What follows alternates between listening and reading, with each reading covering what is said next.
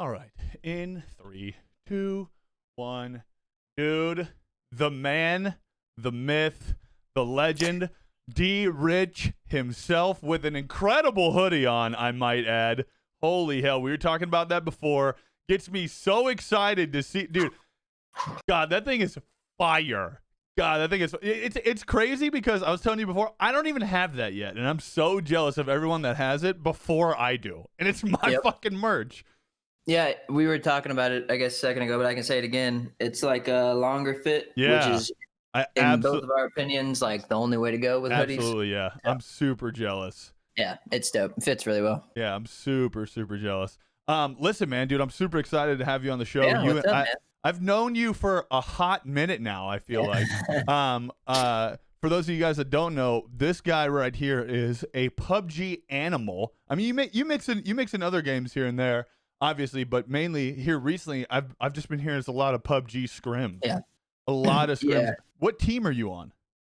303 is the team. It's like, that's the esports organization. Right. Area code of Denver. It's like a Colorado-based esports org. Okay.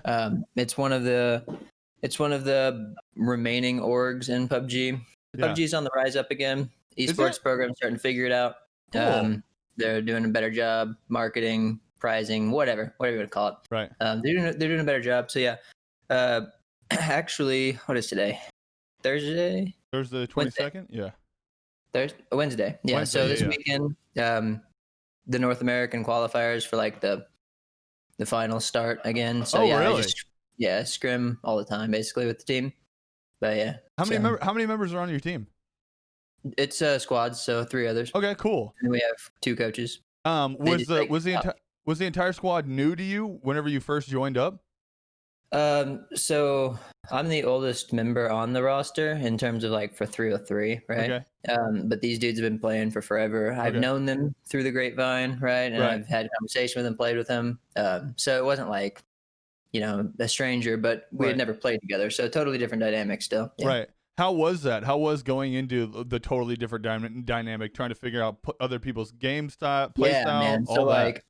So with PUBG, you kind of you have to determine how you're going to play as a team. Right. Whether that's very, I don't know, I'll just make it simple, passive or aggressive, right? Of course, yeah. And that there's a lot that goes into it, of course. It's like one big chess match and you got to figure it all out. But we had a very, not intentionally, but passive play style going into this new team. Like the 303 previous rosters had been rather passive, and that's something that I wanted to stray away from, and it's something that this new roster allowed us to do. We're all mechanically very adept and like able to hold our own and kill whoever we need to kill. Right. So we really had a huge transitioning period that had a lot of growing pains, not gonna lie. Starting to look good now, but it had a lot of growing pains where we had to figure out how we're going to play differently. Right. We're not just sitting at center anymore. We're like playing the edge, fighting teams consistently. It's a totally different style of gameplay than what I was used to. Right. But I'm super glad that it did change because I think the skill ceiling for the type of play that we play now is definitely higher. Yeah, so. That's awesome. And really with anything, just across the board, not even just esports, dude. Those growing pains are always going to happen, like without a doubt. Sure. Especially when you go into a dynamic of like, hey, we kind of know each other, but none of us have ever really played together. That's gotta be difficult. You gotta figure out the tendencies of your dudes all the way down to you have to just legitimately improve. Right. Like, so you have the honeymoon phase, which is lasts like a weekend, and then you start playing like Right. Now I don't know a whole lot about structure when it comes to PUBG, especially in a competitive form. But you talk like other esports games that are easier to kind of follow. And when I say that, I mean there's generally speaking, on a team, there's normally like say in like a Counter-Strike form, there's someone who's opping. You've got entry, finishers, people who kind of rotate all around the map. When it comes to the PUBG dynamic of a team, are you guys built around that kind of same play style where, you might have a couple guys who move up, push, get aggressive, whatever it may be? Yeah, totally. So a lot of things in PUBG will be kind of dynamic based upon like where you are. Because, it's a big giant map. You're not playing It's not T's, CTs where you like, man, I have a good spawn for like that's as dynamic as it gets, right? My spawn's better for B, or for PUBG, you have this, 8 by 8 kilometer map where you're spread out wherever the hell you are. Yeah. And so, let's say a fight breaks out on the north and you just happen to have certain dudes spread out in like a kind of a linear form. Like you're just going to kind of take over and just communicate. Like, I mean, communicate is like, or comms are like the biggest, like it's not even close to, like if you look at a team that doesn't have good comms, but are just as equivalent as players, right? Maybe even a team that has great comms and they kind of suck, right? Like individually, like that team with comms will win every time, 100%. Really? So communication's huge because you have to adapt. Yeah. However, to answer your question, yes, kind of. But like what I was trying to explain there is every situation is going to be kind of unique, right? And you're going to have to adapt. You can't be like, oh, well, I'm the closest guy to what's going on, but I'm like the lurker, so I'm going to wait for you know what I mean? So like you can't do that really. Right. But there are situations where, yes, certain guys will fill into certain roles because it plays into their strong suits. Like for example, Voxic. Voxic is a teammate. Okay. He is he definitely has great comms. He's very precise. So a lot of times he'll hold and he'll watch over. He'll hold our push or whatever. Like he'll hold back with maybe a DMR, a sniper. Right. We'll push closer. And then he can, of course, support from far and eventually push towards us. But all the time he's providing, great comms. Right. Honey Badger is our IGL. So like just like CS, right? He's shot caller. Yeah. It's more on a macro level. And like he's the final decision maker. Everyone's throwing out ideas, right? Everyone's like, the circle's this, like, let's maybe do this, Right. And then it all kind of goes into Honey Badger's head and he's like, okay, he can look at the map, see the new circle. Cause I'm assuming we all have a general understanding, right? I mean, for people that don't, why don't you just go ahead and toss that out there too? Yeah. So it's a BR, right? Yeah. You're in a circle. And if you're not in the circle, you die. Circle gets smaller. You got to get in the circle somehow. Perfect. Right? I mean, couldn't be easier than that. Other teams are going to try to keep you from getting out of the circle, and then that's where the fighting happens, right? Okay, so with that, then Honey is like constantly looking at the map, like trying to figure out, along with all of us, but he's like the final say, right? The IGL. So, and then myself and Landoon are like fraggers, and then I've been kind of adopting a little bit of a co-IGL role where I can pick up the slack if Honey Badger's either, in a situation where he needs to focus on whatever he needs to focus on. Right. It's just in a situation where all the focus can't be put on Honey Badger, I could pick up the slack. Yeah. And Voxic does a good job of that as well. So I would say like there's a fragger, right? There's a support player. Yeah. And then there's an IGL. Right. Yeah. We're all pretty capable on the team. To frag, but I would say the general rule, I guess, would be fragger support IGL. Yeah, and that makes sense too. That if somebody were to go down, somebody else has got to pick up the slack, right? Yeah. So everybody really all needs to be everybody needs to have a pretty good sense as to what's going on, as far as all the roles go. And that's where team VOD review comes in as well, right? Right. To where, like, if you're dead, right? If you're a 3-man and you have one dude that's dead, it could be Landoon, who's solely came on the team fragger, right? Not an IGL, and has nothing to do with it, right? But he's like now pretty much the most important dude on the team when it comes to decision making, because he can literally sit there, look at the map on his computer, figure out where people are. He can look at the kill feed and adjust it to like where he's hearing shots, understand what team's weak, and he can provide information to us that we're not going to be able to focus on, right? Because we're playing the game still. We're trying to figure out, we're mechanically moving, and like taking care of ourselves. Correct. Right? Yeah. And so Landoon, maybe he's dead, right? Yeah. And he's not worrying about anything except providing us information. Right. And so like the third guy on the team, like that's where everyone, like you said, needs to have a good understanding of what's going on. Right. Because if you don't, then your skill ceiling is just lower, right? When it's just one dude, if Honey Badger's the only dude who knows what's going on, then it's just your skill ceiling is just very situational. Yeah, 100%. Now, how do your scrims and how does team like gaming, like actually competing together, how does that correlate with streaming? Because I know that a lot of people, don't really like to stream some of their scrims just solely because strategy, your specific comms. How does that go over?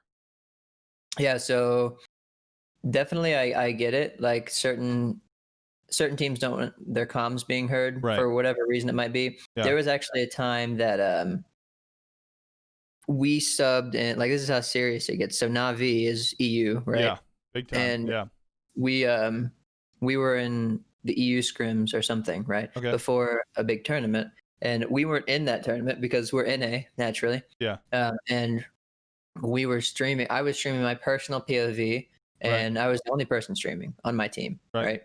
And it had been like made clear that Navi, because it was kind of like, don't stream the scrims because you don't want to give up other people's strategies, right? But that was for like observers, casters. Yeah, like you could see the macro and everything. But yeah, Navi made a huge fit about it. I had to turn off my stream, and so like it was definitely super protective. So some people definitely are, right? They're very protective of their strategies, what they're doing, especially coming up close to a tournament, right? But yeah, for streaming them, it can definitely be distracting if you're not like focused on. You have to have a good balance, right? You have to be able to still interact with your chat, be like, hey guys, what's going on?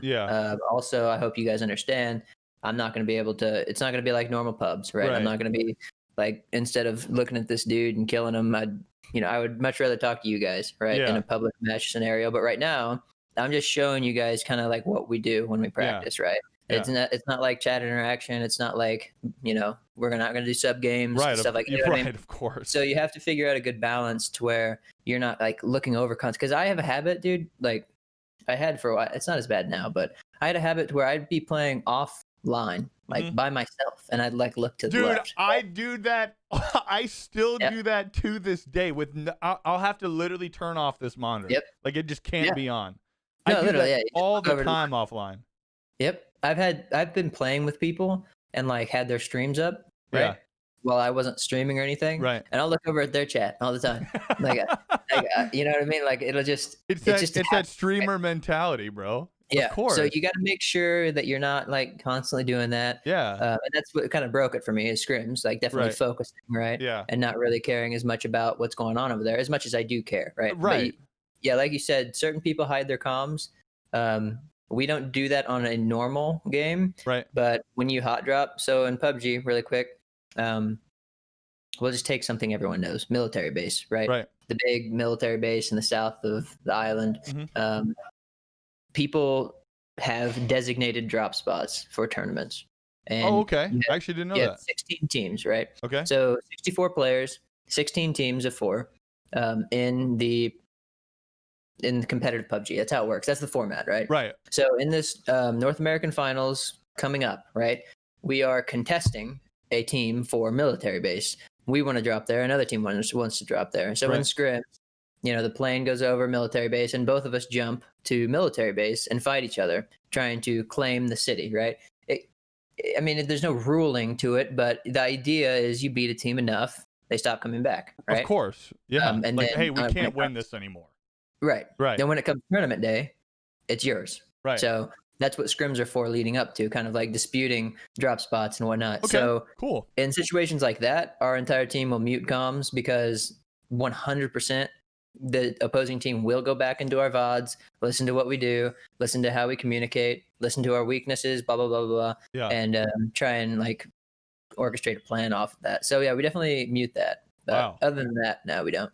That's crazy. Yeah, because dude, like you talk about like looking over and being like, hey guys, like, obviously I would much rather talk to you, but like this is almost like, I mean, this is like a secondary job that kind of take precedence because it's time for you to compete. It's time to show off what it's all about, like why you're 100%. There.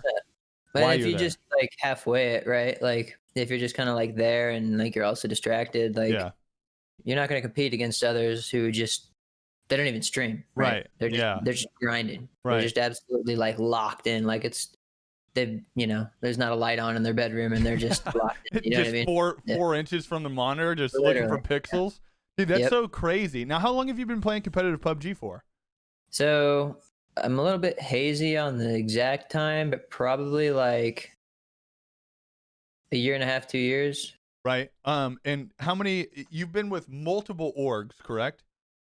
Two, one or two? Two. Okay. Well, so actually for competitive PUBG, yeah, I've only played for one. Okay. Yeah, 303, right? Right. I was kind of like on the first 303 competitive team, and it's been kind of something that I've just stuck with, and Right. like I've played with a ton of different teams in terms of different players, Right. Of right? course. Yeah. But the same name, yeah. I got you. Yeah. And being, you said earlier you're the oldest that's on that roster, right?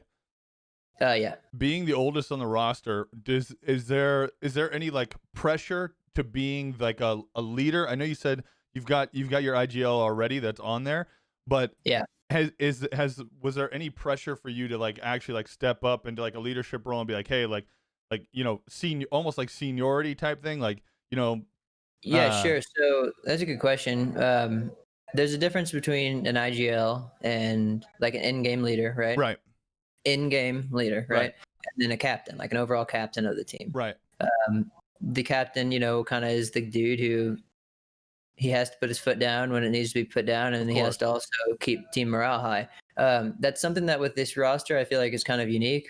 We all do a pretty good job of keeping our morale high and making sure everyone's locked in and self accountability. Of course, that's a big thing too. Yeah, for sure. But yeah, I mean, definitely, I feel like it's kind of my responsibility to facilitate any issues that are like if I know something, right? And maybe it's something that's frustrating. This is just all theoretical, but like maybe Vox pissed off at Honey Badger, right? And it's creating tension and it's not being communicated. Well, of course, I would want to facilitate that and alleviate any pressures, issues. But yeah, I mean, in terms of captain, like I am the technical captain, right? Okay, like, cool. That was my next question. Yeah, there's a North American Pro Scrim Discord, and my role is captain. I mean, we don't look at it that way. I'm not like I'm your captain. We're all just homies, and that's the way that we would. I think that's the way it would work best. Of course, a bunch I think of so too. equals, right? Yeah, naturally, no one wants some dude just with his nose in the air, like like some like drill sergeant type deal too. Yeah, exactly. Yeah, no, definitely not.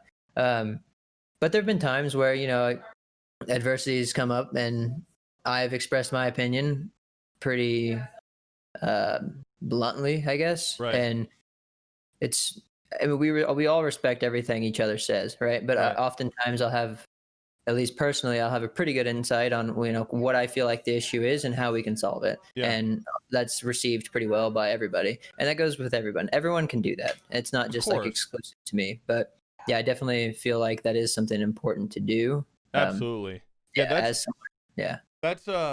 such an underrated personality trait too amongst friends and teammates for that matter, is to be able to like to have the personality to accept that you guys are all equal, but when someone steps up and they're like, hey man, like I'm holding you accountable for the actions that you did, like, and to not look at it like, oh well, fuck this guy, like he like who are you, like I'm better than you, like to be able to look at that and go, all right man, like that's on me, what do I need to do to improve, and be able to like take that constructive criticism more. No, definitely, because that's been an issue on like past rosters where people are just like almost like off, superstar, like egoing kind of thing, where like I'm better than you type deal. Yeah. Unfortunately, like the PUBG scene has like a lot of egos. Thankfully, like none of them are on my team, right? Right. But there are people that just feel like they're just the hottest thing in the block, right? Yeah, of course. They've been playing comp PUBG since it released, right, at the tier 1 level. Even though they're washed now, they still have an ego. That's just how it works. Of course. Moving out of the whole PUBG thing, there's one thing that I did want to talk with you about, and that's your streaming career. Obviously, you've been streaming for a long time. And how long have you been streaming for? I started my junior year of college, so I was still like, I think it was junior year of college. Yeah, I was still like playing baseball in college and everything, and it was just very like feeling out the water kind of thing. I got no idea like what to expect. I was just streaming off of like a literal laptop, bro. Were you really? For like literally a year and a half, I streamed off a laptop. What were you playing? PUBG. Yep. On a So laptop? yeah, Oh it my was God. bad. How did you keep up with chat? Like, how did you do anything? I had an extra monitor hooked up to it. Really? Dude, Yeah. I would love to see a picture of that setup at some point in time. Yeah, for sure. The setup was whack. The laptop is nice. It's a nice laptop. I have it. It's around here somewhere. It's a nice laptop, Yeah. right? I got it for because I wanted to use it obviously for college, right? Right. And then also I was super into the idea of PC game. Like that was my first PC. PC. Right. That was my first PC gaming of like capable machine, right? That was in junior year of college. So I'm very new to like Right. PC gaming in general. Like I Right. never got to play CS, right? I've Yeah. since gone back and like learned it just Of because course. Yeah. Yeah, we played some. for sure. But yeah, so what was I saying? So the setup was whack. Like everything was whack. I had no time to really do anything because you wake up 6 in the morning to lift for baseball. You got to Dude, practice yeah. till like 7 at night. You don't even know like when to eat, and your coach is telling you that you need to get workouts in on your own, and then you Yeah. have school, and then stream. So like it was just like a blur, but it was fun. It was totally fun. It was definitely the most fun that I've had while streaming. Probably is like Really? back in those days. Yeah. Just because I felt like everything was super organic Yeah. and like just the interaction with my community was very like real, I guess. Maybe organic. Like it's still organic, right? Right. But like it was like very real. It was very like I knew exactly who that person was, Right. because I had 6 viewers. Like I played with them all the time, or maybe I didn't, but every single day they came in and they were like, "What's up, man?" Like I knew that he lived in Australia and that he has a beard and that he like, you know what I mean? Yeah. Just that kind of stuff. Of course. Right? Yeah. It was cool, and since then it's been fun too, right? Yeah. But that basically it went from junior year to senior, then I graduated, and then it's like sometime in senior year I got partnered on Twitch, and then I went to some cool like PUBG events and whatnot, and that was cool. And then up until recently, where I switched over to Facebook along with Avery. Right. Yeah, and so I don't know what you wanted to. What a wild.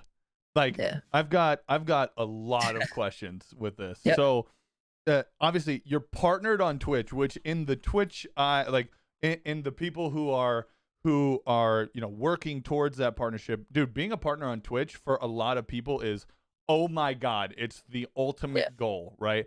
It's like you're sitting at the cool clubs or the cool kids table at high school. Exactly. Yeah. That's exactly what it is. When you talk events, like, you get specific badges, like it's those little things that add up. And that are just like cool. Right. And what's wild too is that little purple check mark opens so many doors for so many different people. You almost get looked down upon without it. You know what I'm saying? Yeah, no, literally, like, oh. Yeah, okay, got it. So yeah, cool. you are sitting at the cool kids table, right? You're there, like you're hanging out with everybody, and then you make the switch to Facebook gaming, which in most people's eyes, when Mixer was still a thing, what? When we're not even gonna get into that, Jesus Christ. Right. But right. If you come from Twitch, there was, and it's just the facts, it's the way of life. If you're on Twitch, you look down on any other platform, right? Bottom line, you're already at a certain level of cool kids table, right? Yeah. And then there's the partner cool kids table, right? And then there's every other streaming platform, right? Which is all around, like, get out of here, like type you're thing. Complete, like, just you're a loser, like you're not even streaming, basically. Basically. So there was especially the Mixer, all the Mixer Omega lol memes, right? Yep. That's over on this side. And then way at the other side of the cafeteria is Facebook gaming. How in the hell and why? Like, talk me through this experience. How did being at the cool kids table lead to heading over to Facebook? Yeah. So I guess first of all, I was kind of like annoyed with the cool kids table. Okay. It was like, it just like the analogy is perfect for me, and it just felt like high school, right? It felt like a popularity contest, and this is within the PUBG scene. Right. This doesn't go for Twitch in general. Of course, but, yeah, because you're in a pretty specific lane. and a pretty specific box. But also, I do think that this applies to a lot of people's mentality on Twitch, and it is unfortunate. So it's saturated, right? Obviously, like everyone uses Twitch that is into live streaming and gaming and whatnot. But so how do you grow, right? And so you either do something crazy, you go viral on Reddit, or you crazy viral YouTube video, or you like produce good content for like 7 years, and then get like 3 followers a day, right? Or you like kiss up to somebody, right?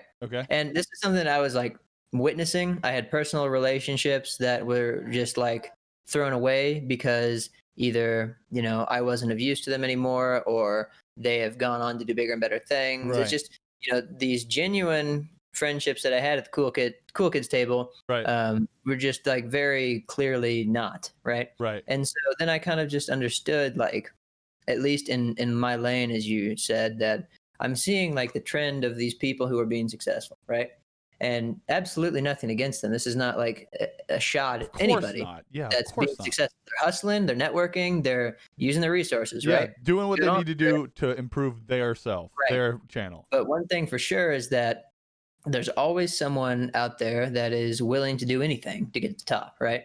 And I'm not one of those people. I'm not going to sacrifice friendships. I'm not going to sacrifice my integrity, or anything along those lines to gain success. That's just not worth it to me, at least not in an industry that I know of. Definitely not in Twitch, because like I said, remember I said like the most fun part was like when I had 6 viewers. It was just it was just like fun, right? It wasn't like this stressful grind where you're like, man, I got games with whoever the hell, and then like and then also for me scrimming, right? I came in the middle of it, right? So I was learning competitive PUBG in the middle of the heart of PUBG. You had all these pros that had been playing for 2 years already. I was a noob, right? Since then I've gone and I'm doing really well now at the top, but it took time, right?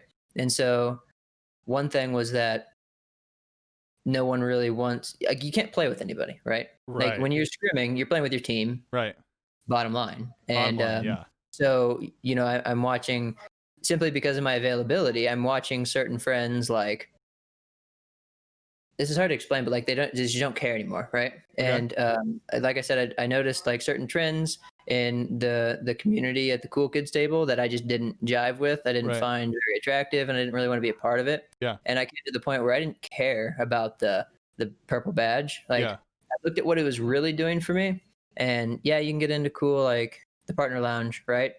Which last year at TwitchCon, it was like a popcorn stand and some free Red Bull, you know, like that's cool, man. But like, but like, I'll go buy a Red Bull, and I'll go buy some popcorn. So, and then I look at like other advantages, like actually, why am I tied solely down to this platform?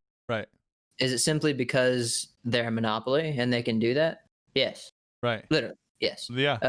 The partner programs, I believe, everywhere else are non-exclusive, just not at the same time. You just can't like restream at the same time somewhere else. But you can go stream on Mixer tomorrow as a Facebook partner if you really want to. I can go stream on Twitch right now and it'd be fine. But I'm a Facebook gaming partner, right? So like, why am I'm hearing like the pitch from Facebook, right? And like what that will give me, right? And what the perks that come along with that. And then I'm comparing it to like, okay, what am I part of now, right?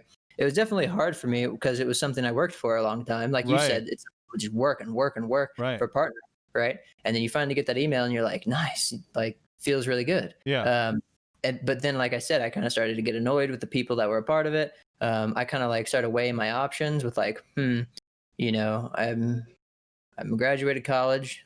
This is no longer just a for fun thing, right? I either need to do it and make a lot of money, just because that's how the world works, of course, or, you know, figure out how I can make it a hobby and also get another job, right? So with Facebook, I was seeing, you know, certain perks and benefits, and then I look back at Twitch and it's like, okay, I get more emote slots, channel badges, but no, affiliates get that now. 1080, but no, affiliates get that now. You know, multiple emote slots, but affiliates get that now, right? And then unless you're a premium partner, I don't think this is anything that's exclusive information. But unless you're a premium partner, which is like 500 organic subs, right, then you don't get a better cut, right? You get the same cut of subscriptions as an affiliate, 250, right? The half. Unless you got 500 organic subs. That doesn't mean gifting. Like I've been over the 500 mark for gifting, right? But I never had 500 unique people subscribe to me, right, on Twitch, which therefore I was not a premium partner. Right. So I'm literally an affiliate with a purple badge, right? Right. And so I was just thinking like, man, this is a good opportunity here.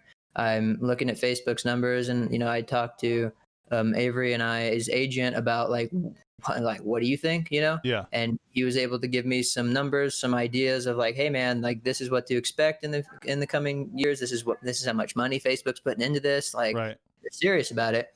And then you also think about it like Twitch has a lot of people, right? Everybody knows Twitch. Everybody knows Twitch. But when it comes down to it, if you go on to the street right now, I guarantee the first person I ask has no idea what Twitch is, right? But they know exactly what Facebook is. Yeah. Yeah. They know exactly what Facebook is. Facebook has over 1 billion users. Are you kidding me?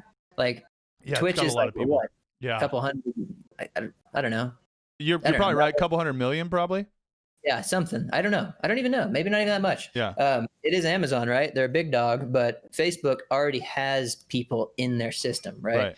And I learned about the way that you can grow your channel on Facebook and how it can really escalate like off of just simple quality content. I feel like going back to my very first comment of like the algorithm for growth on Twitch, kind of like kissing up to people with viewers, right? Yeah, right. Because there's so many people that they only play with each other because of viewers. They wouldn't like you'd avoid each other in the bathroom if you saw each other, right? But oh man, you have 40 viewers and I have like 35. Man, let's play. Man. Or like, oh, I have 70 and you have 110. Let's play. Like you're really cool. And it's like, yeah, man, I get it. Like I said, no harm. Like that is what it is. If you guys get along, cool, go for it. You know, help each other grow. Cool. But that's like the way to do it. Other than like I mentioned, those other ways, going viral and but producing quality content is not a surefire way to grow. And on Facebook, there's an algorithm where, you know, you can share your stream that can go to another share and go to another share and just meet all these people who have never heard about live streaming. But man, I console all the time, right? Like think about it, right? Facebook or Twitch, like sweaty neckbeard gamers, right? Like they're hardcore, like they're gamers, right? They know about me. Yeah. And you suck. You know what I mean? Like you might be a pro player, but if they're coming to your chat, like you suck, dude, because like I'm the best. You know, like that's the whole mentality, right? If you yeah. You know what I mean? Yeah. That's just kind of like how it is sometimes. Yeah. Not that like that's any different anywhere, but in Facebook, it's like, man, you know, I kick it with the boys, play Call of Duty on split screen. You know, they're a bunch of casuals, right? Yeah, right. So then they see like live streaming, and it's kind of like, what is this? This is kind of cool. Yeah. You know, if you're able to provide like a professional setup and you have experience in what you're doing, and then uniquely in my situation, it doesn't have to be like this, but uniquely in my situation, I'm the only North American pro PUBG player on the platform, right? So like, so you've got that niche market too, right? I'm providing content to people that have never seen they've never seen anybody like snap to a target, right? Right. Like they're used to sticks where they're like, you know what I mean? So they watch it and it's cool. Yeah. And so they can get behind it, and it's a different market. It's fresh, it's new, and it already has billions of users. And you know, gaming is only getting more and more normalized. Right. So if you look at the Facebook numbers, like they don't lie. Like, dude, they're growing like crazy. Right. So I kind of like, of course, went out on a limb. And then there's a couple of things I can't discuss, like because of NDAs. Right. But like, just I guess I can just say it made sense for me to do it. Right. However you want to interpret that. Right. But yeah, that's kind of like my whole thought process. Pretty maybe over detailed, but no, and you know, you're 100% right in thinking about it just from like a regular viewer's perspective. You know, you see somebody, especially with you, who are in like that such niche market where, you know, you are extremely good at a specific game, and one that especially on Twitch might not be as popular, but it's still a well-known game, right? Everybody can pretty much everybody can pretty much, when you think of BRs, generally speaking, you think of, because PUBG was kind of like the pioneer early on. It was like H1Z1, but like PUBG really set the bar. Right. It was like H1Z1 and PUBG, and when PUBG, I mean, dude, that's how I met you, was playing PUBG. Like, well, no, actually, the first time we ever played, it was because we had mutual friends from PUBG. Right. But it was Ring of Elysium. Oh my God, it was Ring of Elysium, wasn't it? Holy hell. God, I forgot about that game. Jesus. Yeah, I know. That game was wild. It looks like a mobile game. Yeah, it really does. It really does. Honestly, it was fun. But yeah, in that niche market, where you see somebody that plays as well as you do, and especially like with the background now, with having that competitive esports style, like getting into it, and then you mix that with your personality too, because you've got a very homey, homey quality, where it's like, we're just hanging out, like right, that's what I shoot for anyways. Yeah. Right, exactly. And so it's very genuine. It's like you said before, it's organic even still, and it was before in the past too. So you mix those two together, and how could you not, especially in a market like that, how could you not gravitate to, how could people as a regular viewer gravitate towards somebody like that? Totally. And even still, right? Like, I could explain all of this, and like just yesterday, people are asking on my team, like, is anyone live? Naturally, because you just have to understand, like, can I talk about certain things? Right. Within the competitive scene. Right. And like Honey Badger's like, yeah, and Dune's like, no, and I said, yeah, I'm live on Facebook, and they're like, oh, so you're not really live. You know what I mean? Like, so yeah. You know what I mean? So it's still definitely like, it's gonna be like that for a while until Facebook can really like show their gusto, I guess. Because like meanwhile, Logic is dropping an album and streaming it exclusively on Twitch. On Twitch, yeah. That's wild, man. It is. That's crazy. Really cool. I'm a huge Logic fan. He's my favorite artist. Yeah. But yeah, so like Facebook definitely still has work to do. I think their UI could be heavily improved. I think a million things could be heavily improved, right? Right, with anything. Right. But I mean, they're in like year 3 of really even doing it. Which is wild. They're doing a good job. And one thing is for sure is they have the money to do whatever they want. That's for sure. And they already have the users. They don't have to do any lead generation. They don't have to get people in their base. Like, what was it? The thing that it was like the meme that Dr. Disrespect was going to Brime. Was it Brime TV or something? I haven't even heard of that. It was just a total, like, there was this account that was like following a couple streamers, and they were following Shroud Ninja and Doc, right? And it was like a new Twitter profile or something. And but like, that's my point. Like that site would have to get leads from every single which way, because there's no one in their database. There's no one there for them to access readily. Like, they have to pay people for bills, phone numbers. Like, they have to get people to log in, right? Yeah. With Facebook, man, like, everybody has Facebook. So it's really just how smart are they to utilize like their already existing market. Yeah. Also, this is another thing. Facebook's huge in everywhere. Excuse me. Well, Facebook, it's huge in India. Of course, and but PUBG is also huge, like everywhere but North America, right? Like, it's huge. Yeah, that's definitely an important topic to discuss, because it is really not that big here. But I know everywhere else it's big time. Dude, NA, man, like, NA is so short fused. Like, they have like one desync experience and never play the game again, and it's a meme for the rest of their life, right? And don't get me wrong, I have. If you're watching this video, if you are listening, if you're related to someone watching this video, like, I have 100% complained more about PUBG than you. Like, I promise. Like, and that's natural too. It's a part of your life. Yeah, man. Like, I get it. The game, like I said, this game sucks just yesterday, right? Like, because it sucks, man. Yeah. Like, but at the same time, like, every game has issues. PUBG just had a lot, and they weren't a AAA studio. They couldn't fix it like that. They didn't know what they were doing, right? Right.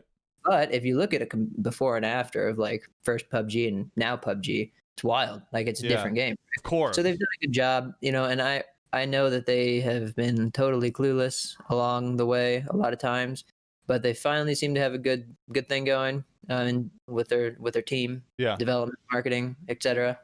So yeah, man. But like PUBG, like in North America, like, they just write it off. That PUBG is a meme. Of course. Yeah. I'm Whereas one China, that's a like, part just of get that hype. meme. Yeah. And I was, I've got well over 1,000 hours in that game. Yep. And even I am like PUBG, LOL. Like, what are we Yep. talking about? Like Yep. even so when we jumped on, most people don't know, but you I and Avery were also, we were all founders of Hyperscape, the new battle royale that dropped. And I got the opportunity to play a couple games with you guys in that, in that initial test launch. And, we talked a little bit about it. And I was so infatuated that you were still playing PUBG and you were playing it at a competitive level to where even I was like, wait, there's competitions for this? Yep. What are we talking about? Like, yeah, man. That's something I talk about all the time. It's so wild. It's like, it's unbelievable how you could have someone actively playing PUBG, hitting their 4,000 hour mark, and then they don't even know competitive PUBG exists. Right. That's a huge flaw, and it's something I've talked about, like why the game has died. Like I've talked about this a billion times on my stream. Right. Just to my friends. Yeah. Like PUBG, man, had so much potential. It was unbelievable. Just recently, they released a ranked mode, right? Okay. In the game itself. I couldn't believe it. People played like the only reason I still played PUBG is because of competitive PUBG. I would have never played the game casually. There's no way. Really? It wasn't fun. Like I love the game, but when you play it at a competitive level and you look at every single thing that you're doing analytically and you're like, how can I perfect this, right?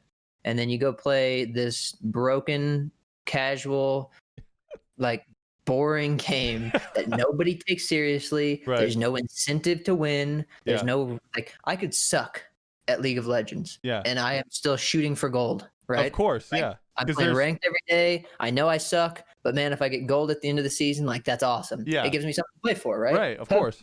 Out for 3 years and there was nothing to play for. You got on and played for fun. Yeah. That's unheard of, dude. No one plays for fun anymore. There's always competition. You look at the backbone of every successful game. Yeah. CSGO is like 20 plus years. Well, Dude, why? Yeah. They have one of the best, strongest esports scenes in the world, and they always will. Yeah, it's true. High key. Dota, League, Hearthstone, all of these games that have stayed and stuck around, and League especially on Twitch, they all have strong backbones in esports. And PUBG had just as much popularity as any of them. Yeah, and it's of course. Right? It cost $30 to play PUBG, and still everybody had it. Yeah. And so I couldn't imagine, man. You implement ranked maybe a year and a half ago, 2 years ago. Yeah. Well, all of a sudden, this gap between casual players and then professional players is totally eliminated. Right. Now, the casual player understands, like, oh, I need to get better at this game. I can't just crossbow people and run them over. You know what I mean? Yeah. That was like, if you look at Chocolate Taco's stream, he's literally just trolling the whole time. Of course, like, yeah. Like, I like the dude, but I could never watch it just because, like, I don't care, right? Like, yeah. There's not that competitive aspect to it in your head, right? Like, when you watch Twists entry into B site and go, it just destroy everybody. You're like, what? Like that was crazy. It gets you motivated to play too. Exactly, and you're like, I want to do that.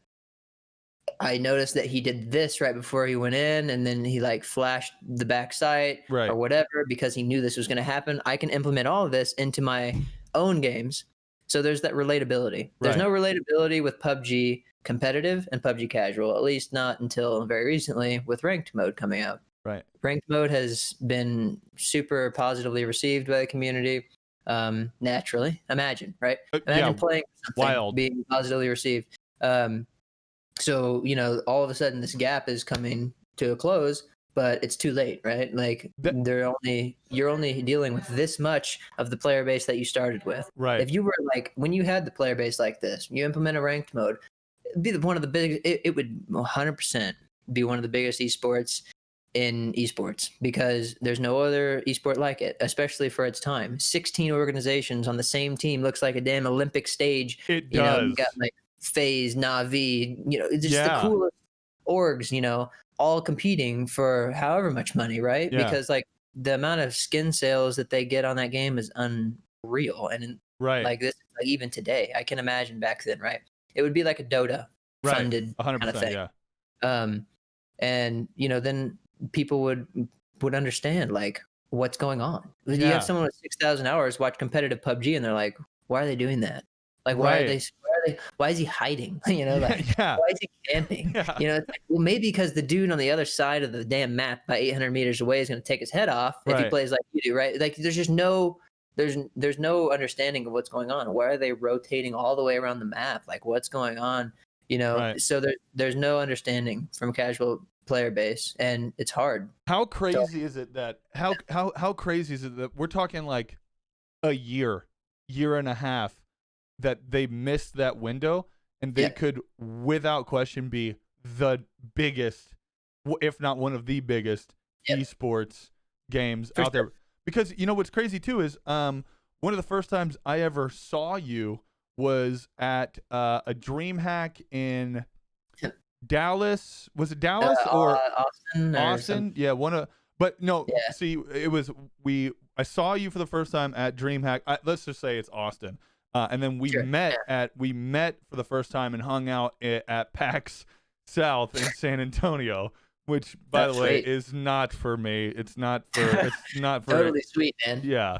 Just, dude, listen, if you're a card player, that's your play. If you're into board games, that's your place, man. If you're into, shooters and doing wild and playing video games like first person shooter, that's not the spot. But anyways, that is not the place for you. But so in DreamHack Austin, you and I saw you for the first time, and think back to that PUBG 3-level stage they had of the duo tournament. Like, dude, that was even at that time, and I think I was like kind of starting to phase out of PUBG. I mean, like I was in and out playing whatever. And even at that time, for something that was, in that time frame where they missed the window, right?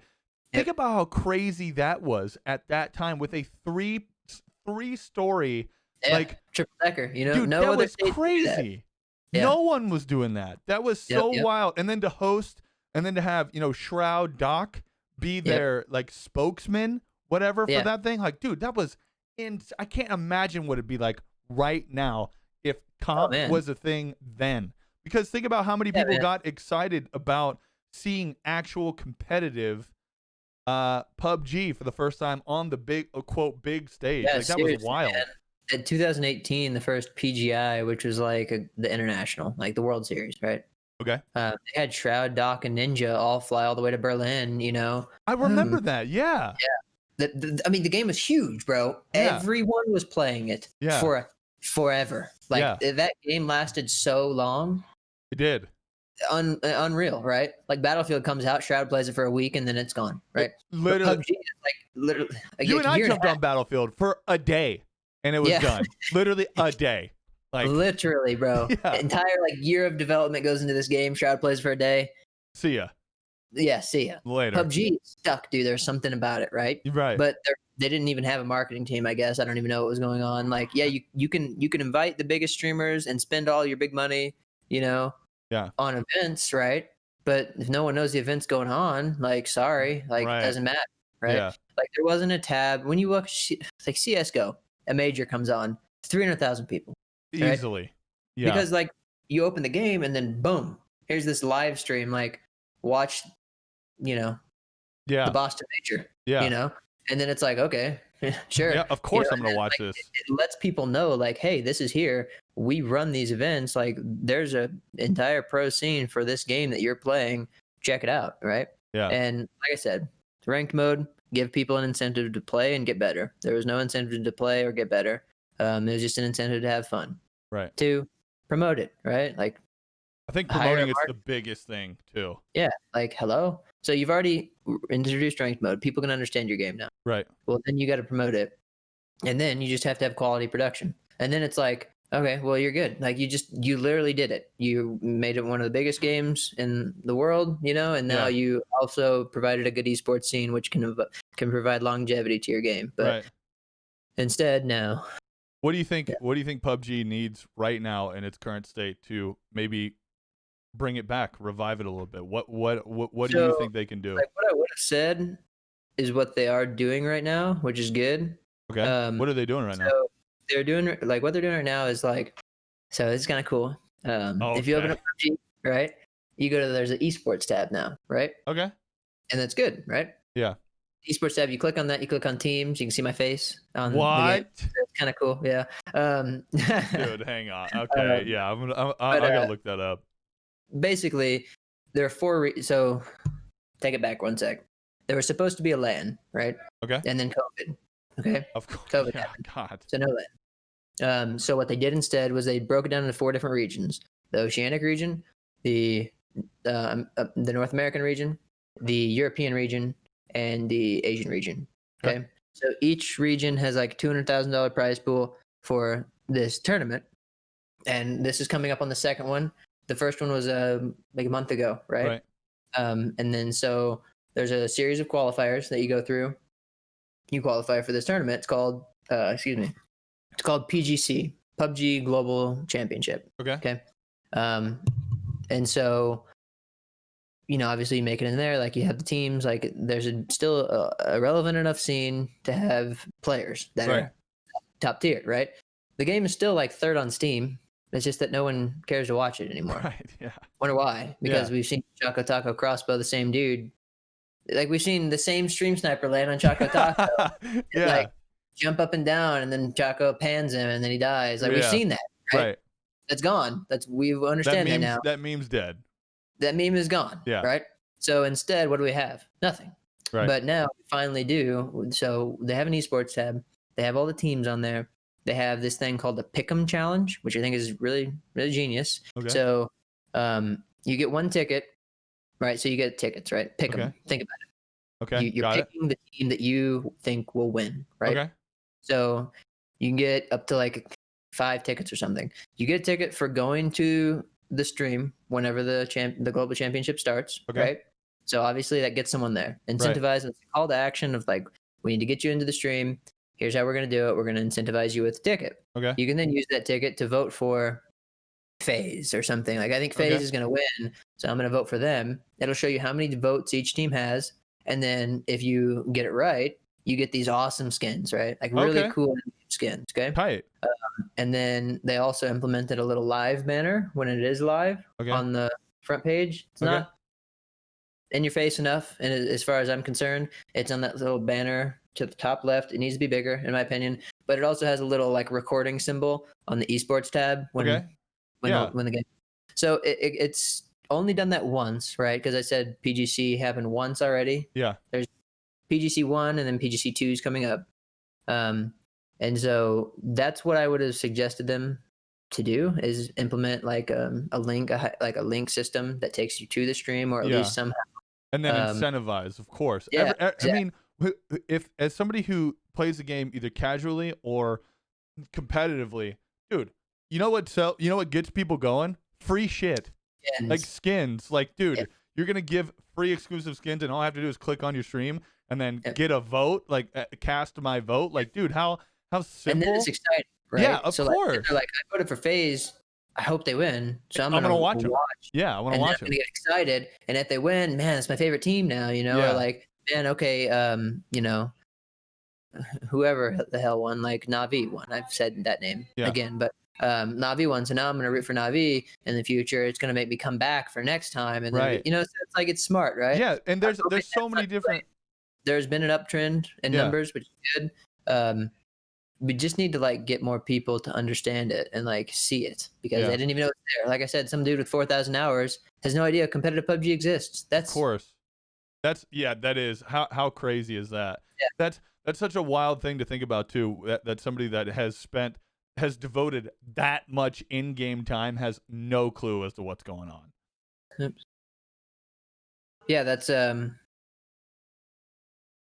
they spent 17 days of their life. No. In a game. Wait, hold on.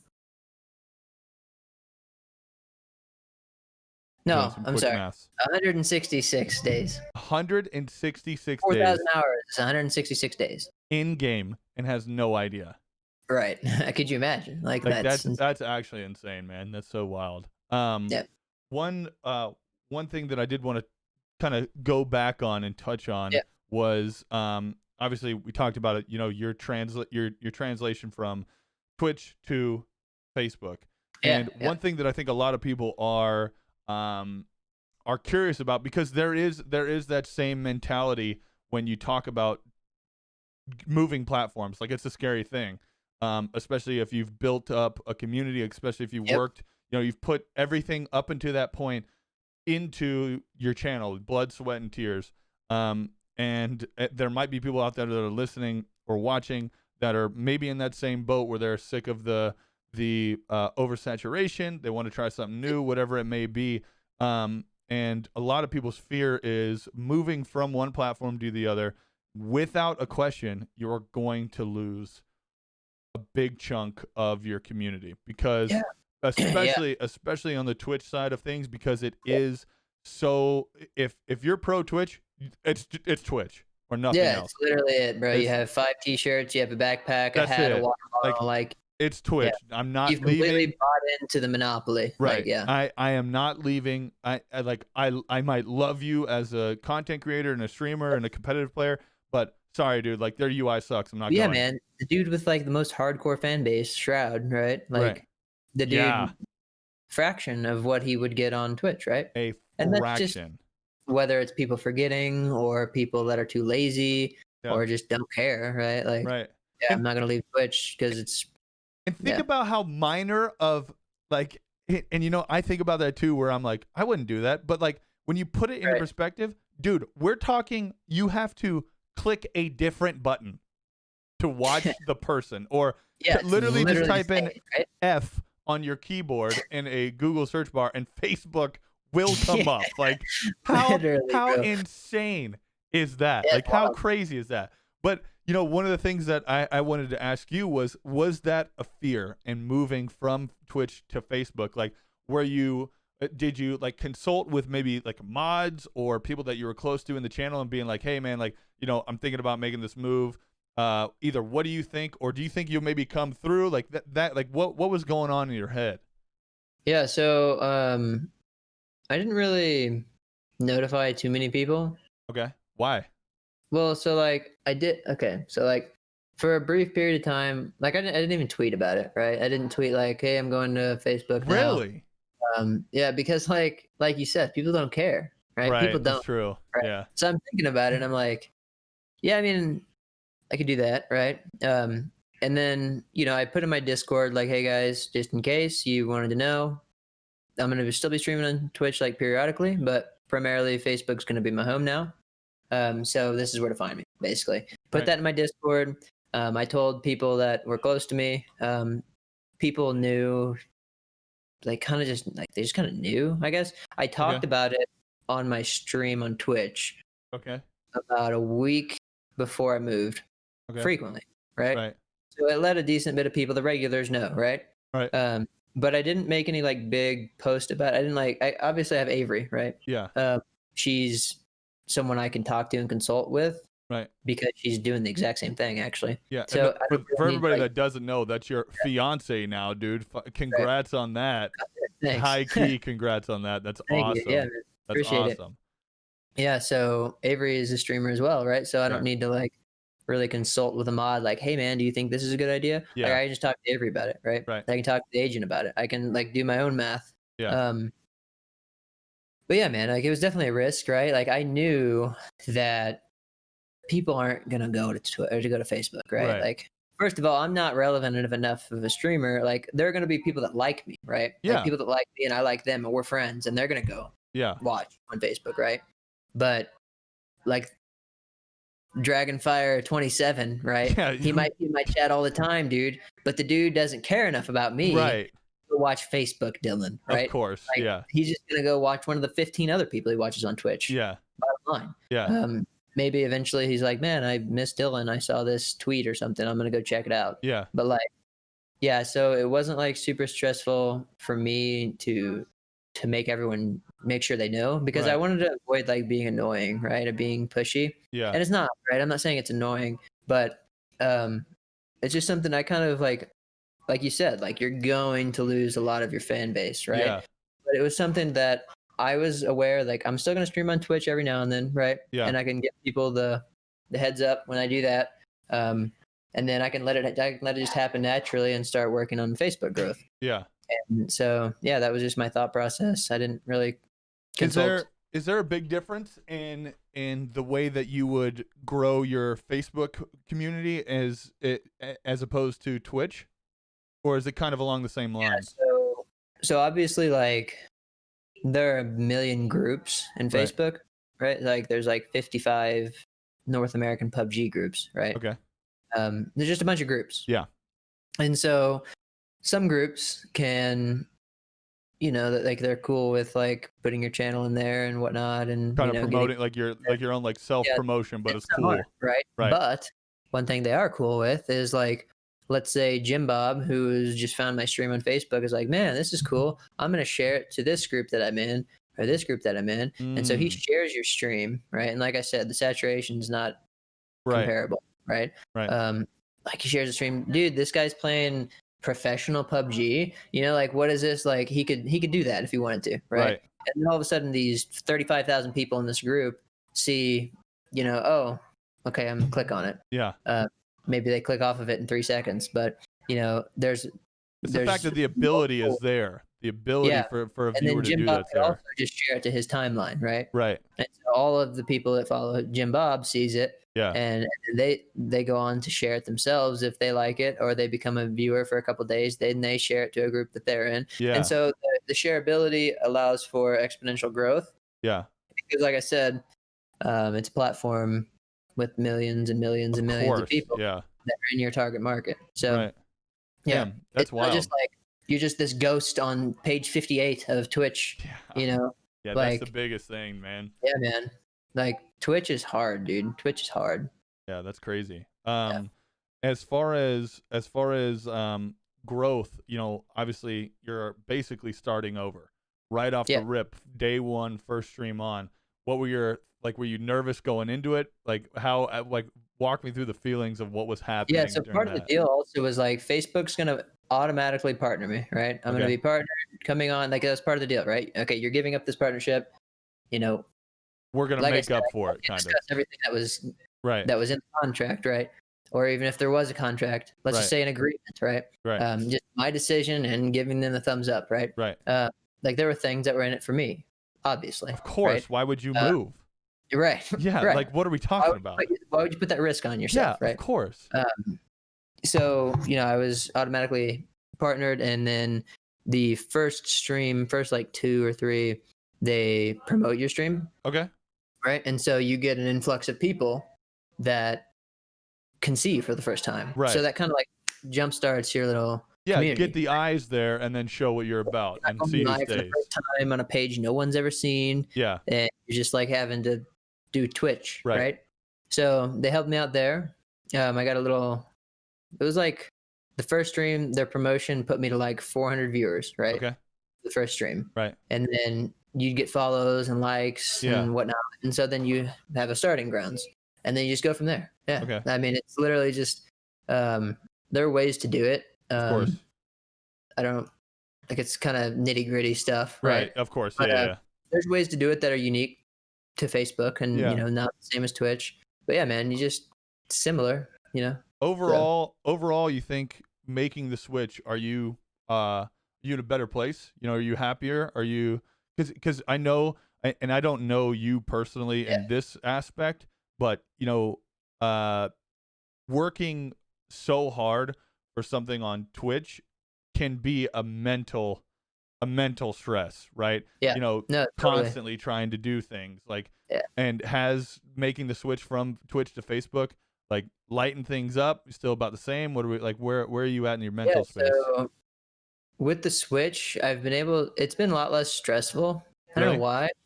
I think it's because it's like not so much about like how cool of a person you are, like how cool of a kid you are, right? Because like on Twitch, it's kind of like, yeah, man, like I want to watch somebody that has a lot of viewers. That's just how it is, right? Like, it's click on the top 3 of whatever that game is, right? Yeah, I mean, it's just like I want to be where everyone is, right? Because there's got to be a reason they're there, right? And so there's this whole like clout fest thing going on, right? Of course, and that in and of itself is kind of stressful, right? Like like, who are you, right? Are you in this category? You know, then you're going to be judged by this category and every category preceding. Right. But you're the big dog for all these categories. Right. It's weird, right? Yeah. So you have to like, and I never liked that. Like I never wanted to have, I never wanted to be viewed as anyone who has any sort of ego or any like, right.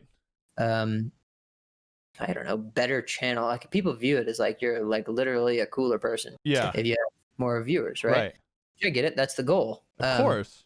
But that was something that was nice to alleviate because I was no longer in a community where I know every single person and I know that all they're doing is looking and judging everyone else. Right. Like, I'm in a new environment with new people to meet and I'm a new face. Yeah. And, you know, I can just kind of start how I want to start. I don't have the growing pains anymore. Cause obviously I started on Twitch, right? I was basically playing with the damn controller on PC. Yeah. I sucked, man. Like it was my very first FPS. Yeah. PUBG was my very first FPS. So yeah. I really bad. Yeah, of course, like everyone else. Right? Like you're not a good streamer when you start streaming. Never. You're not. Yeah. You're right. Like so, you're still not a good streamer right now, but you're starting to get the hang of it. Yes. Yeah. Exactly. And so you know, you go into Facebook, you feel more understanding of who you are and what you want to do as a content creator. Yeah. And you can develop your community around that, right? Yeah. Because your community kind of like changes on Twitch as you evolve as a person. Like I started off like casual, just like crazy stream, just a mess, right? You go to like kind of coordinated like community event stuff, and then you go to like scrims, and then you're like, what is he doing? You know? Yeah. So it's like you're getting followers from all over the different parts of like needs and wants and expectations. And you know, you can't really like please all of them all the time, right? Yeah.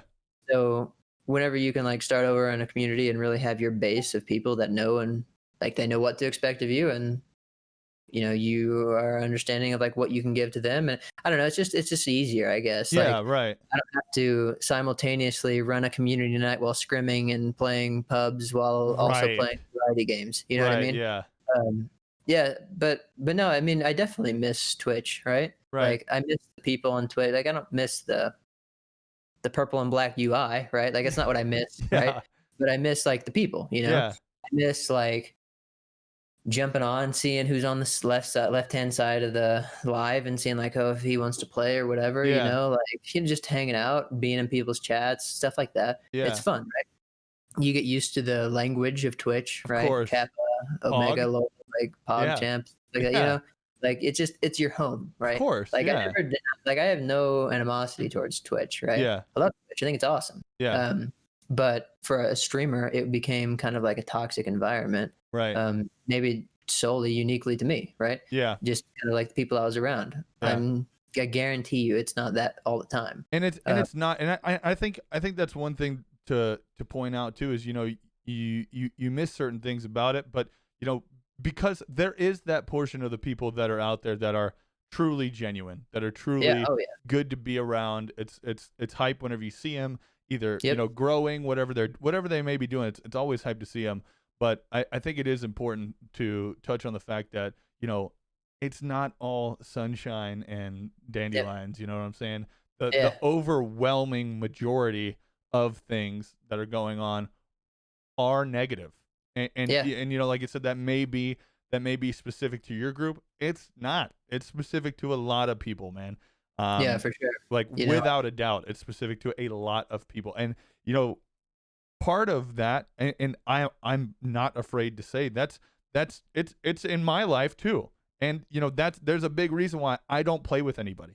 There's a big reason why I don't make any effort to do anything, because it's you know, it's not there. Like it's just not there. Like I would so much rather play with you know, my roommate Trey, my good friend. Like I would, because I know this is the exact mental that I have. Right. There's no hidden agenda. There's no and you know, a lot of things, a lot of times whenever you think about well, you know, I'd like to game with this person because, you know, maybe you enjoy their content. But then, you know, there's definitely always in a lot of people's minds, all right, their viewership, it opens me up, right? Yeah. Of course. And that is regardless of what level you're at, because there is that, this is still a job. It's still a business. You still have to grow your business, you still have to grow your job, regardless of where you're at in the world. That number is always in the back of your head, right? Always. Yep. And one of the things, that I didn't like a lot was it almost felt forced. Like, where if I went to play with somebody, I felt like the content had to be there. Like, it had to be funny. It had to be good. Why are you playing with that other streamer? Right. And that you guys go way back, like. Yeah, and that's the thing, man. Is there are certain streamers I really do enjoy playing with. Yes, agreed. From a content creative, from a personality, it all happens to line up and mesh in that same form. But there's also the side of things too, where I've maybe caught a quick glimpse of a stream and been like, oh, like that would be cool to play with this person, and then say maybe a couple days later you end up playing with that person, you're like, fuck, this sucks. Like, this was not the glimpse I caught, and this is not anything that I want to continue moving forward with. Yeah, man. You're totally right. You go back and look at all my Twitch VODs, right? I didn't play with anybody. I literally only played by myself or with Batty. I think you know Batty. Yeah, I do. Yeah. Yeah, he was my teammate at the time through the majority of it. Yeah. I played with Batty. I played with Avery some. I played with friends, right? Yeah. Dudes that don't even stream, dudes that stream to one dude. Yeah. And it's just because, like, exactly what you said, like, it feels forced. And I've been in those situations where I've been playing with people that are like cool people. Right. Play PUBG. They have like good viewership. Yeah. Whatever whatever you want to do to like grow your stream, networking. Right. Like, I've played with those people, not with the purpose of doing any of that. I just happened to be playing with them while they're live, and it's the most cringe event I've been a part of.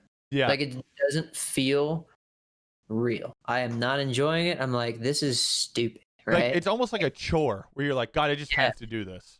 It's like, well, if I don't want to be at 30 viewers for the rest of my life, let me play with this complete loser who has 50 viewers because he played with someone who played with 70 viewers. Yeah. And then go up the list. Yeah. Yeah, man. And it's like, I watch people do this. I watch friends or just even acquaintances piggyback. All of a sudden, they're never playing with these people that they used to play with. Right. All of a sudden, they're playing with new people. Yeah. Just so happens that they have 300 viewers opposed to 40. Yeah. It's like, dude, like, why has that become the business model? Bro, it's the only way you can grow. Twitch has no exposure. Yeah. Like, they don't have any opportunity for exposure. There isn't. Crazy. You can't even pay Twitch to advertise you. You can't. You just sit there at 2 viewers until you play with someone with 8. Then you get up to 6 viewers. Then you play someone with 10. Yeah. And then you get up to 8 viewers. And then it just goes up, man, because there's no other way other than like posting cringe stuff in Facebook groups and posting cringe stuff and like Reddit, YouTube, all that. Live, like, no one cares, right? Yeah. Like, I don't know who you are, like, in the nicest way possible, right? Absolutely. I think that you should play with colleagues, and other streamers are your colleagues, right? Yeah. Like, when even now, even though I'm on Facebook, like, you and I, colleagues, right? Because we're doing this business, right? Yeah, of course. And that's how we met, and that's ended up how we became friends. But just as well as I do, neither of us ever had the agenda of mooching off the other. Of course. Right. And it's like, that's probably why we're friends. Right. And that's the thing too, is it's real easy. It's real easy, especially if you've been doing it for a while or have any sense of humans, is that you can tell. Like, it's very apparent if someone's definitely trying to be just a part of this, right? To have that hidden agenda, right? And you can tell almost immediately, especially with, just the way they're acting, whatever it may be, you can tell. And then, like, for me personally, I've been in that situation like multiple times. And then you have to be able to separate that and cut that off. And all right, man, like, nah, man, I'm cool. Yeah, man. See you later, I'm cool. For sure. So, and it's another thing, like, my belief system was like, I'm going to make friends with these people that I enjoy as people, right? Because I'm going to be friends with someone I don't enjoy. Right. And then if it so happens that tomorrow I have 500,000 viewers, right? Right. That's not going to change. Of course. You know? Yeah. Or if they have 500,000 viewers, I'm not going to expect a single thing from them, right? Of course. And so it turns into that system to where, like, if like Batty and I, right? Like I would play with Batty at the time, no matter like if I was streaming or not, right? No matter if he was streaming or not, and that goes with any of the friends that I did make. Like it doesn't. There are people that won't play video games with you unless you're live, right? And it's like the wildest thing. Yeah. And then you listen to like what they say, bro. Like when they are playing the game. Yeah. And I'm just like listening to it. Maybe it's a PUBG thing, right? Right. Because there's a lot of room for, comedy and like. Of course, yeah. Anything can happen. Bullshitting, right? like, yeah. Exactly. You're right. Yeah. So you watch PUBG streamers and you like know this person, right? Mm-hmm. And you see how like you just see right through it, right? Like it's just sad, and it turned me off so much of Twitch and my personal experience, just the people that I knew, and I watched them grow their channel and just watched like how they acted on their stream, and it was just like, give me a break, man. Like this is the most cringe. I've never seen anything right. Yeah. worse than this. And right? that's the thing too, man. That stuff gets tiring where you're like, dude. Oh my gosh. That's the perfect word. Yeah, tiring. It's exhausting, bro. You don't want to be around someone that's like, oh man, like what a nice shot by that guy. Yeah. Like, dude, get the fuck out of here, right? Like, call a dude garbage and move on. Like you always would have if you weren't streaming, you know what I mean? Right. Like, oh, man, good. Wow, what a great shot. Yeah. That's a unique situation. Like I've said, like, oh man, nice shot, But it's simply to keep myself from like being like, flipping your desk. Like, you know what I mean? Yeah. It's like it keeps me from doing that, and it just keeps me calm and relaxed. Right. But I'm not sitting there like, I'm trying to think like, oh man, like, hey, Dragonfire 123, we should play sometime, man. Like super nice shots from you, and like you seem like a super cool guy. Like, and then you play the game, and you're just like, hey man, so like, how's your day been? Like, how are you doing? How's the weather over there, bud? You need beds, man. Like, I got you, bro. Don't worry. Like, no, you're really good. And it's like, dude, just shut up, man. Yeah. Like, just play the game, be yourself. If you guys connect, then cool. Yeah. Play every day. But I just see people that would never be friends if that person had less viewers than they did, they would never be playing together. They would never be friends. I just see that day in and day out, and it's just sad, exhausting. Yeah. Well, dude, overall, man, I'm super excited for the Switch. I'm glad you're happy because, I mean, obviously, seeing somebody doing something especially so crazy, because that still in my mind is crazy that you made the switch over there. Like to hear something as wild as that, and to hear the backstory on things and hear how you're doing now, that's so rad. I'm so happy for you. Thanks, and man. Avery too. You and Avery, of course. That's so rad. But again, I want to end it here. I'm very appreciative that you came on the show. That was fun. And one thing that I did want to tell you, like I told you before the stream, I was saving something to tell you. I will be in Colorado, Denver, Colorado, November 26th through like the 1st or 2nd, maybe earlier and maybe longer. Wait. Hold on. Wait, will there be? What are you doing here? I don't know. Going up to the mountains, hanging out. It really doesn't matter. Does it snow then? I have no idea. I think so. Hold on.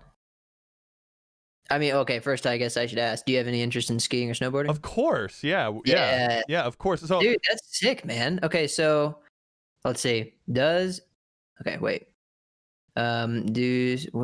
Actually, when do ski resorts open in Colorado? So you guys just moved there, right? We moved here like January. Okay. Yeah. Let's see. Okay, so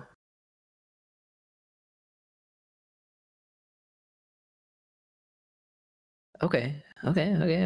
So this is saying that Arapahoe Basin opens in October. Okay, so cool. That's one. Aspen opens November 28th. This is like perfect scheduled dates, right? Yeah. Obviously, like who knows? Wait, let's see. So Loveland also opens in October. Cool. There's a November 1st. There's a lot, like, so there will be some open. Yeah, of course. And that's the thing. So we're coming up there with like the whole crew. Like, okay. So we're doing this trip that's like a couple days in Denver, a couple days in Cheyenne. Then we're heading up to They're heading up to like Portland, Washington, and then we're heading to Alaska, and then we're heading back home. So yeah, we're definitely, without question, Denver is without a doubt on the list for that time. So when I get over there, or a couple weeks before, maybe, obviously I'd love to play some games, especially like Hyperscape or something like that. Yeah, we need to. But to play some of that. Yeah, but we'll schedule that out. But then I want to definitely let you know what time I'm gonna be there, dates, if you're able to, like, take some time off. I'd love to see where you're at too. That's for sure. That'd be awesome. Especially if we can go skiing somewhere. Yeah. I snowboard. I don't know if you want to. So I've snowboarded a couple times. I'm by no means good. I've always rented gear that is obviously too small for me. You've seen me in person. Not many ski resorts. Yeah, not many ski resorts keep gear for a guy my size. Right. So would you want to ski or snowboard? Snowboard. I've always snowboarded the times I have gone, and I'm gonna try and get some snowboarding in here. We just moved up to North Carolina, so we've got some mountains around. I'm gonna try and get some snowboarding in here before any of that trip happens. So breaking in a little bit, get some rust knocked off for sure. Definitely figure it out. That'd be cool. We Arapahoe Basin's a fun one. We can do that one for sure if everything goes according to plan with the weather, right? And if not, if we aren't able to get up to the mountain and actually do any form of snowboarding or skiing, I would still love to just go check it out. Just go see it, whatever we can do. Some really cool hikes. I'll tell you, like, we can talk about it later, but there's a hike that you, like, literally, it's like so dope and like popular. You have to like schedule a date that you're gonna go on the hike. Really? Yeah. So there's some cool ones, right? And we can look around, even if like I said, the ski resorts aren't open. Yeah. So there's some cool options for sure. That'd be good. That'd be cool, man. Yeah. That's exciting. Super down. Well, listen, man, again, I appreciate you coming on the show. It does mean a lot. Where can the people find you at right now? I guess for stream, it's fb.gg/d.rich. Perfect. So, what about some social medias? Where are you at on? Are you on Twitter, Instagram? What is my actual? How exhausting is social media? Oh my gosh, dude! I had a conversation with the people from Next Level Talk Show, and they talk about the importance of social media and how you can grow. And bare minimum a day, you should be posting 6 times on Twitter. Dude, I've been trying. So like, I took that to heart, and I was like, all right, let me see how I can do it. Dude, I do like 4 times a day, and I feel like I'm always on my phone. I feel like I'm always on it. It's crazy. Well, you just feel like you're annoying the hell out of everyone. Yes, dude, that's my biggest thing. Because I was like a 2, 3 maybe, and 2 of those would be like, hey, I'm going live. Right. Yeah. Yeah, I post like once a week and like see what I post. I guess I posted about the engagement, right? But, yeah, which was a bit. I mean, yeah. I mean, did you even get engaged if you didn't post about it? Right. Hey, I'm talking about you. Yeah. No, it's the handle itself is D.Rich Gaming. Perfect. D__Rich. Yeah. So. And I'll have links to it all. Make sure everybody will check you out and stuff like that. But listen, man, again, dude, I appreciate you coming on the show. It really does mean a lot. And we'll talk soon. All right, cool. All right. Appreciate it. Later, everybody.